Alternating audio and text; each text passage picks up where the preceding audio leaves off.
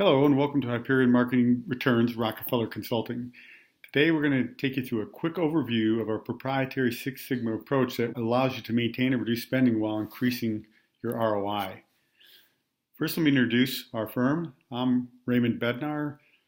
As you can see, I wrote a book called Sponsorship's Holy Grail a couple years ago about how to apply the Six Sigma process that I learned while running a company at General Electric in the area of marketing and in specific sponsorship at that point in time.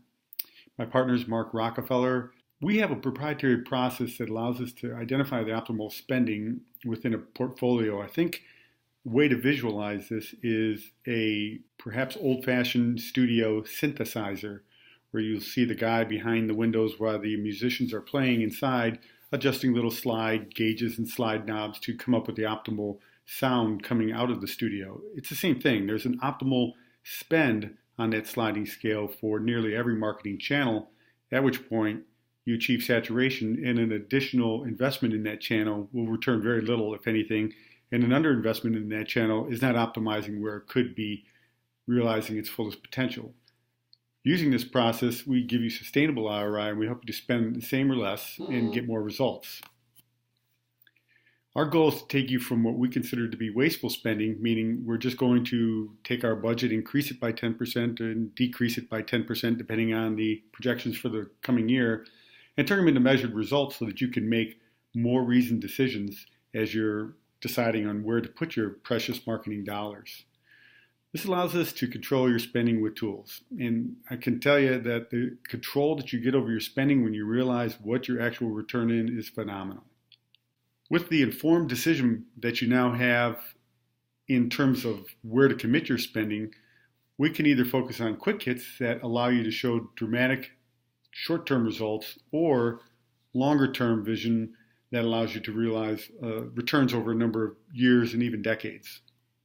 We do that with a very simple graphic user interface, a GUI that is a dashboard. And the dashboard is configured in various ways to easily communicate to you and your management where your critical goals are going. And why are we different than existing agencies? Well, I think it's very clear that we talk about our ability to measure. We talk about taking this to a completely different level of credibility. And in fact, when I was at Bank of America, Ken Lewis, our CEO at the time, had to testify why we were in sports. Why was this bank that had received money from the TARP, the Troubled Asset Relief Program, why we had received money, and yet we're still sponsoring marathons and football teams, etc.